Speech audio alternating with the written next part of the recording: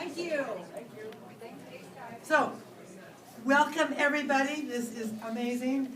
I love this band. I'm really a hillbilly at heart. Y'all knew that, didn't you? Y'all. You know you should invest because you're going to die eventually. Thank you. Investments in order. So tonight I wanted to introduce my staff. We're going to start on the far left is Carrie. Carrie is responsible for every event, including this one, and putting it together. She does have help from everybody, but she's really the responsible person and does a great job. Janine is our newest employee. She just started a week ago. She's a support staff. We'll be supporting the reps in the office. Tammy, I think most of you have talked to at some time or another or gotten an email from that says, do your risk score now. And then Rachel wasn't here at last year's summit. I think you were in Hawaii. Yeah, I was in Hawaii. Rachel's a rep in the office, as is Brittany. Brittany is a rep, and Brittany has passed leg 1 of the CFA, which is quite an accomplishment, and sitting for leg 2 in June. And Rachel's sitting for her CFA on Friday. So, yeah. And then our other support staff, Donald, who takes care of all the archiving and occasionally asks questions. So I just wanted the token mail. well, you are there, yes. But I just wanted you guys to be able to put some faces and names together and see who you're talking to when people call you on the phone. And so with that, you guys can go and sit down. And the evening's going to go kind of like this. I'm going to talk for 30 minutes, and then we're going to do a short Q&A where you can get up and get desserts. And then Dr. John Lucky will come up and talk after I talk, and he's going to inspire you all to stay healthy and not have heart attacks. So when I started writing for this evening, it was about 3 weeks ago, and I'd done this research, and I was going to talk about how if Bernie Sanders was high in the polls, how that affected the market, and if Elizabeth Warren hit the top, how that affected the market. And then they all quit last week. And I'm like, well, damn. Now I have to rewrite the whole thing. So none of them are my favorite at the moment. And I do want to keep this very not political. So I was watching Stephen Colbert a couple weeks ago, and he was interviewing Elizabeth Warren, and they were saying how in the South, somebody asks you a question you really don't want to answer, you just say, bless your heart. So if any of you ask me a question I don't want to answer, that's going to be the answer. So don't ask me political stuff tonight. So in coming up with a new topic, I wanted to talk about what drives the market. Is it political? Is it economic? Is it both? Or is it neither? Because we have a lot going on in the market at the moment, as I'm sure everyone has noticed. When we look at and it really should say, I screwed up when I gave it to Carrie, it should really say from December of 18 through 3 weeks ago, there were 10 major increases followed by decreases that occurred. But the ones that I wanted to bring up were the ones that occurred on December 24th. December 24th was about the time that the Feds raised interest rates and caused everybody to panic and have a heart attack. The reason they did it was a good, valid reason. The economy was strong, unemployment was down, and we have a $23 trillion national debt. And by raising rates, we would start to decrease that national debt. But everybody got upset, and the market tanked. And then about that very same time was when Trump suddenly decided that General Mattis no longer belonged in his staff. And he was summarily dismissed on the spot, pretty much, and that rocked the market also. Then we get to June 5th, and June 5th was when, so the first one is both political and economic. Certainly economic with the interest rates, and political with Mattis being dismissed in the way he was. We get to June 5th, and June 5th was when Trump went over to England insulted Boris Johnson, insulted the Queen, and it really rocked the market, and it was purely political.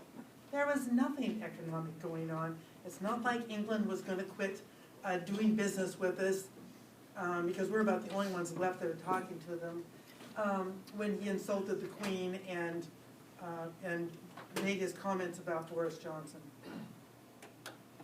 Then we get to October, kind of between the 7th and the 10th, and that was when all the people were complaining about how men were treating women, and you know, we had all those lawsuits coming out, and this was when Porter got fired for, you know, being egregious on the staff, and how could Trump have this man on his staff, which was kind of an interesting comment. But that was, so it was strictly political. There was nothing economic about this event. And then we get to February 28th. February 28th is when COVID-19 rocked the world. And in doing so, that's when, the province of Wuhan closed down. They basically quarantined 11 million people and announced that this was a worldwide problem, and the CDC started talking about this could go pandemic. And that definitely rocked the market, and that is not political. That part of it was purely economics, but not just economics, because it was also fundamental. This fundamental rocking of the market is when something occurs that requires both a political and economic response, but neither can change the underlying issue in the short term. So when we look at the short term and we see the Feds drop interest rates by 0.5%, the biggest drop since 2008, so that they're putting more money into the market, but the problem isn't more money in the market. When our president today went to the Senate and said that he wants to put a hold on all payroll taxes, which, for those of you who don't know what he's talking about when he says payroll taxes, he means nobody has to pay into the Social Security Medicare system between now and the end of November. Yeah, I know. As if it isn't going broke fast enough for all of us in this room that are relying on continuing to collect it or starting to collect it at some point in our life. So tonight we're going to talk about the effects on the market and on individual portfolios, things that you might want to watch out for, things you might want to think about in regard to COVID-19 and how this is a fundamental effect on all of us and how long it might possibly last. So in 2018, China was the U.S.'s third largest goods export market. So in the entire world, we exported more goods to China than any place else in the world.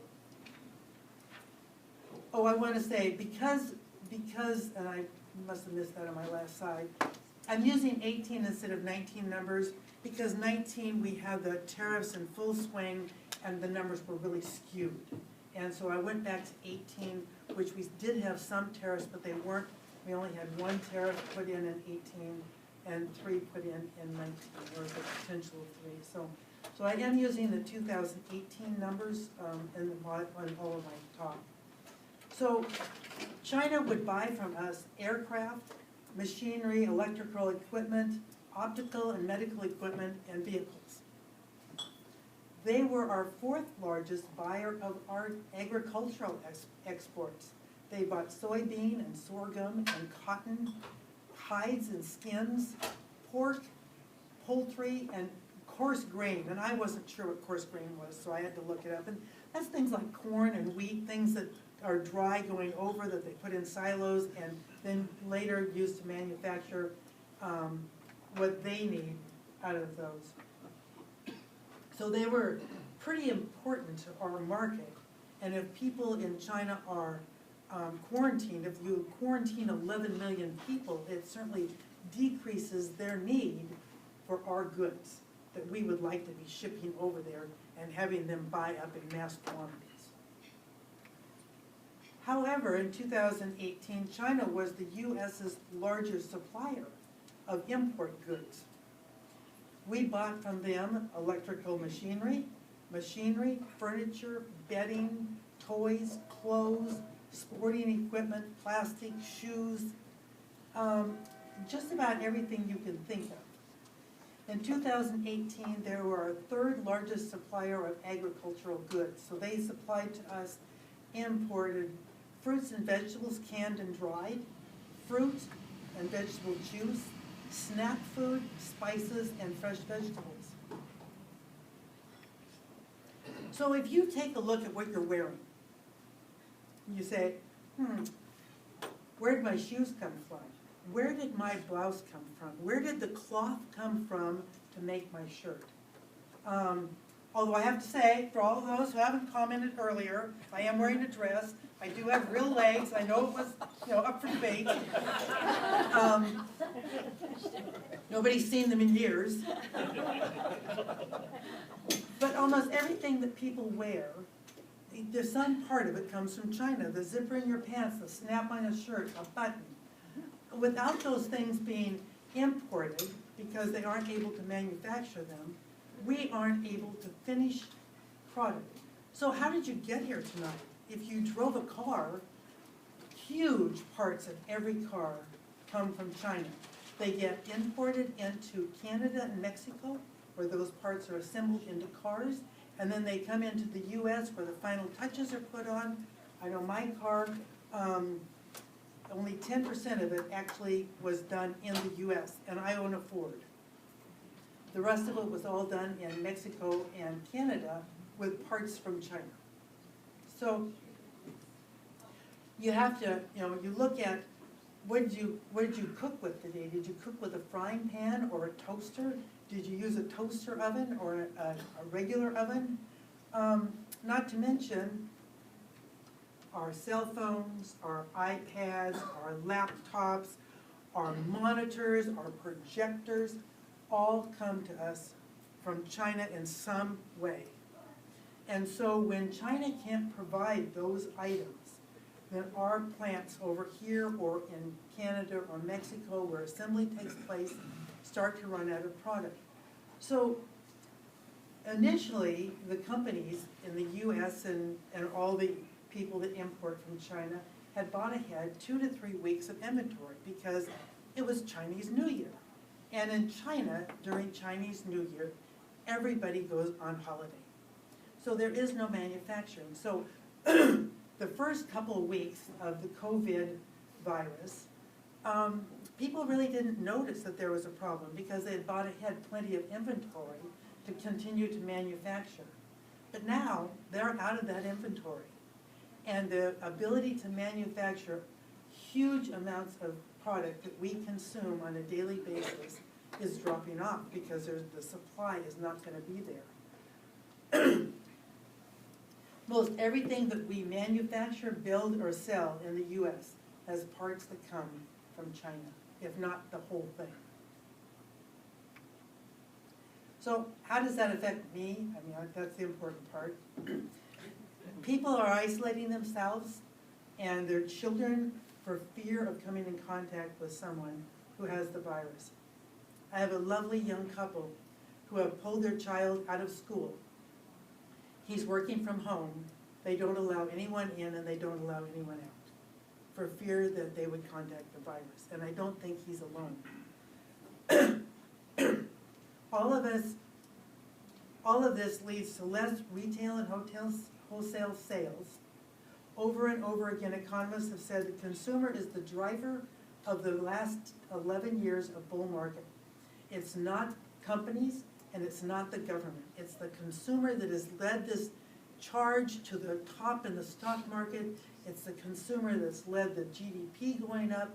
It's the consumer that's been able to be out there and buying,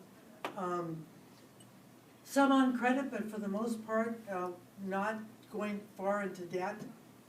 And now, what happens if the consumer fails to show up? Well, if the consumer fails to show up, companies aren't gonna show up because there's no one to produce for, and there's no supplies to produce with. So we have decreases in travel and tourism, and tourists in general, which spend money in this country. We have fewer airplanes flying in, we have fewer workers in airports. We have manufacturing of planes probably isn't gonna come to a rocking halt because they do have some backlog of supplies. But if this lasts long enough, it will affect the manufacturing of things like planes because they won't be able to get parts. People are avoiding crowds. Few discretionary shoppers, fewer discretionary shopping in malls and brick and mortar stores. There's more online shopping, but once again, when you can't get the supplies, you can't produce the product, that'll drop off. Fewer people are going to restaurants, so they need fewer staff. Fewer events, trade shows are being canceled, concerts are being canceled. There was a basketball game played somewhere where they didn't allow anybody in. They just played the game and televised it. Because people were afraid to be there, but what that causes is, of course, the people that had those tickets canceled, they got their money back. It definitely all hurts the economy. Then we have the great demand on health services. We need more hospital beds and caregivers than we have. The cost to the general public for the uninsured could be monstrous. Since 2017, health insurance has not been mandatory in this country. One of the very first things that our president did, in fact, the first thing that our president did the day he was inaugurated, was to sign a decree that said mandatory health insurance no longer exists. It was his very first signature as president. What that causes is the young, the 20-year-old, the 30-year-olds that think that they're bulletproof don't buy insurance, and the poor don't buy insurance. So the poor are particularly apt to get something like COVID-19. They can't quarantine themselves in place because oftentimes they live in shelters where there are hundreds, if not thousands, of people in and out all day long. They are more apt to get sick and need to go to the hospital, and yet they're the ones who absolutely cannot afford to pay for that hospital. So what this is going to cause is what we had before we had the mandatory ACA, where hospitals by law had to see everybody, even the ones that couldn't pay. So those who could pay got to pay more to make up the difference. We live in a very compassionate society, and I don't think anyone would suggest that those people don't get health care. I mean, that would be unconscionable. So we're all going to end up either paying more, or the government's going to have to bail out our health care system at some point. And then we have people that are laid off from work, that are off work because they are either being quarantined or because their company is quarantining and saying you have to stay home, and they don't have jobs that you can do from home. If you're a computer worker, no problem. You can log in and work away. But if you're the janitor, that's a little hard to janitor if you can't ever get in the building. So there are going to be people who don't have paid time off, that are going to be quarantined and aren't going to be able to have jobs. There are going to be those that do have paid time off, and they're going to use that vacation time to stay home and be quarantined or take care of their kids or their parents. So what does that cause? Well, you've got, I've got 4 weeks vacation coming, and I put down a deposit, pretty good sized one, on a trip for July. But now I've taken and I've used all of my time off during the quarantine. So do I cancel my July trip and go away and don't get my deposit? Do I take my July trip and don't get paid for that time period, which is probably what most people do? And so because they aren't getting paid, they aren't gonna have money to spend. Oh, I forgot. We dropped the interest rate so they can put more money on their credit card. And that's what they're going to do. So if you have somebody that lives paycheck to paycheck or is able to save up a little but not a lot, and they have now spent all of their savings, and yet they're going on a trip that they now cannot afford, and they put it all on their credit card, they aren't gonna be able to afford to pay that credit card off later. And so that's gonna lead to people filing bankruptcies or at least walking away from credit card debt, which once again, credit card companies do not go broke. MasterCard is one of the biggest performers of the last 3 years. They pass that on to those people who do pay their credit card. They raise their annual fees, they charge a higher interest rate, they used to give you a 5-day grace period, now it's a 2.5-hour grace period. I mean, they'll get their money. So, but it's gonna be the ones who pay their bills that are gonna end up paying for the people who can't because they were quarantined. So, how does that affect the market? So the negative industries, the industries that probably will have the worst performance when April rolls around and we have the first quarter performance reports, and then when July rolls around and when October rolls around, it's gonna be the auto industry because people aren't gonna go out and buy cars. I mean, I thought about this today. I thought, here's I don't feel good Sue, and she goes out and she wants to try this car out, and so she gets in the car and she's going,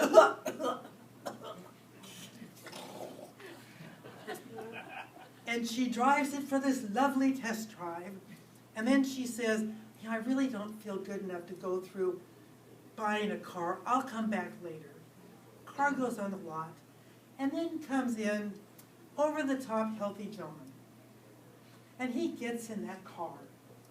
And I don't think that the car dealer has gone out and Cloroxed that car in the 20 minutes or 30 minutes between people. So he gets in that car and he's got the steering wheel and he's touching all the gadgets just like Sue did. And he's touching the handle and he opens the door, and what does he have? He has a whole plethora of germ.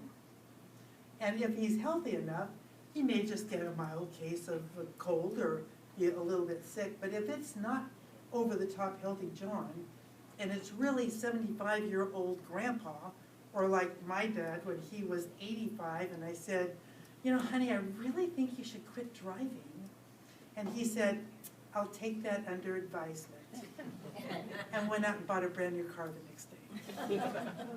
He would be really susceptible to getting sick because it's the older people that have the biggest problem with this virus as it looks at this point. It's not the kids, it's not the teenagers, it's not the 20-year-olds, but certainly the older people are the ones that are having the problem. And so who's going to go and buy a car if you think about who's been in that car right before you? So auto industry will probably have some decreased stock. Those stocks will probably not have good earnings come April, and they might be a bargain. And if they're not a bargain in April, they certainly will be a bargain in October. Restaurants. Restaurants are certainly suffering. People aren't going to restaurants the same way that they were. And once again, this is an area that might be a buying opportunity 6 months from now, but not today. Clothing, same thing. Equipment, we have all heard how Apple produces all the parts for Apple, for the most part, come from China. And they are not able to get the supply of product that they need to build the cell phones and iPads. And so Apple's earnings will probably be down. Apple stock at the close today was down $90 a share from what it was 3 weeks ago. If they have poor earnings in April, I would suspect that it'll drop further. Definitely a buying opportunity. I don't think anyone believes that Apple's going to go away. So a good buying opportunity. Medical supplies. 3M has been a stock that has not been a great performer for the last 2 years. But it is today because they produce face masks and hospital gear. Wear for hospitals. And they're about the only one out there that has the ability to mass produce at this point. And so their stock's looking really good, and they will have probably the best report in April that they've had in maybe 5 years. Then we have the positive effect, the things that people are gonna do when they're quarantined. Now you imagine being home with your 2 teenage kids and not being able to go outside. I mean, personally, I think that's slit your wrist time, but you know, maybe it's my jaded opinion. But what do you do with those kids? Well, you know, you can go online and they can get a game. This is something that will not be affected by supply. You don't reinvent that game. Nobody has to put a part into it. If it's a game, you just download it. Movies. So those things, those companies that you're able to download product, and no offense to the men in the room, but being stuck at home in quarantine with your husband would be almost as bad. So once again, video games, movies, that TV's looking better all the time. Comfort food. People don't go and eat salads when they're feeling bad. They eat cookies and fudge and Debbie donuts because they want to feel good about themselves and they're locked in with their family. Pharmaceuticals companies, ones that are trying to develop a drug that will fight this virus, certainly the company that comes out with that will be a phenomenal event. So definitely watching for who's looking really good from that standpoint and who might have the best opportunity.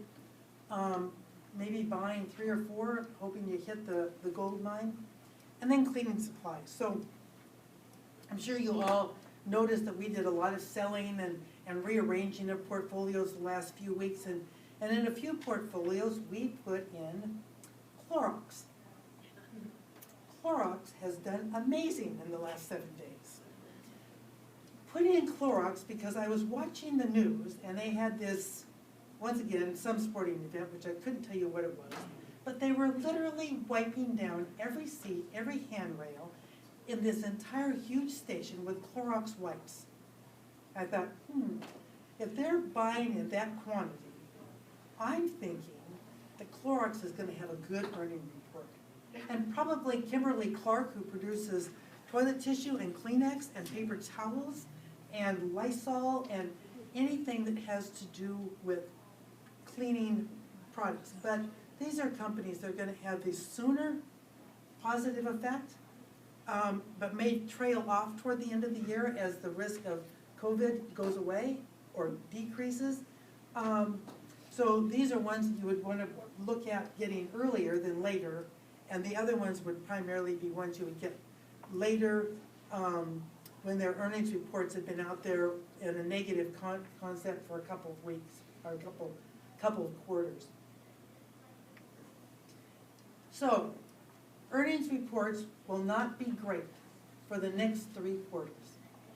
There's no way we're going to get out of this in a month or 2 months or 3 months. It is a long-term project. It's a long-term project to retool and get companies up and running again. It's a long-term project to get people back to work. Our GDP will no doubt decrease over the next 9 months. Tax revenue will go down because people will be off work. Our production won't be as great. People won't be buying, companies won't be having great earnings reports, so they won't be paying as much in taxes. There will also be those people who stayed home and didn't get paid for their time off, and they won't be paying in taxes. Inflation will probably go up faster, kind of what the government's been wanting, at 2% inflation at least in the short term, as there's a limited supply of product to buy, and so those who can afford to pay more will get that product, and those who can't afford that won't get it. And that will drive up inflation to a certain extent. National debt will probably increase because the government's going to have to do something to help bail out people who can't afford to pay, but also the Social Security system, if they pass that law that says nobody has to pay in. The government decreased those interest rates, as we talked about earlier, which I think will ultimately cause people to buy more on credit, including houses that they probably can't afford, which will lead to financial issues later on. Now, I'm going to do a really quick story because I see it's time. So if people want to start getting up and getting dessert, you can. But I came across this very quick story when I was doing my research, and I think it kind of speaks to what we're talking about. So there was this family, three sons, and they started this shoe company, and it was in upstate Massachusetts. No, South Massachusetts. And it was going along great, and they had a number of employees, and life was doing well, and then wages went up, and they couldn't afford those employees anymore, so they closed their plant in southern Massachusetts and moved into a more agricultural area in Massachusetts. Now, the employees that got laid off were mad and angry and upset, but they all went out, retooled themselves, and got jobs. The people that went to work at the new shoe factory were subsistence living agricultural workers. They were thrilled to make shoes. They were now getting a paycheck that they could rely on, and life was much, much better, and everything was going great. Well, then as time went on, the three brothers split the company up. One went back to South Massachusetts, one stayed in the rural area of Massachusetts, and the third brother went down to Florida. He built houses, he put in manufacturing plants, he hired hundreds of people instead of a few, 20 or 30. And so instead of people being out of work, and instead of this hurting the economy, it was churning those people into a healthier environment. And everybody was ultimately the winner. Nobody really burned in this process.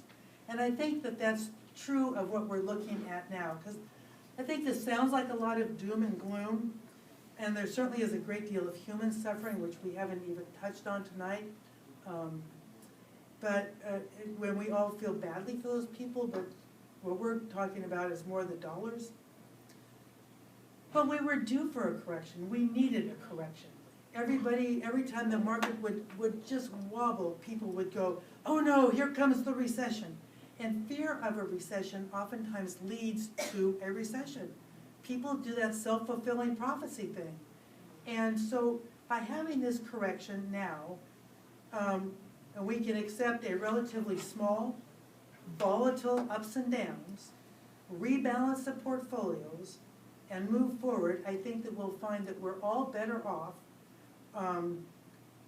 with having sold off some of those older assets, buying new ones now at a much, much decreased price, and being able to go forward and capture those gains again that we haven't lost because we are in cash or we've put in the accounts so that we won't have a chance of losing those dollars. So I thank you. Get your desserts, do Q&A, and then Dr. Lucky will come up and talk. Are there, thank you. Are there any questions? No. Okay, everybody get your dessert, and I'll introduce Dr. Lucky. Are you all adequately depressed? I'm gonna slash my wrist now.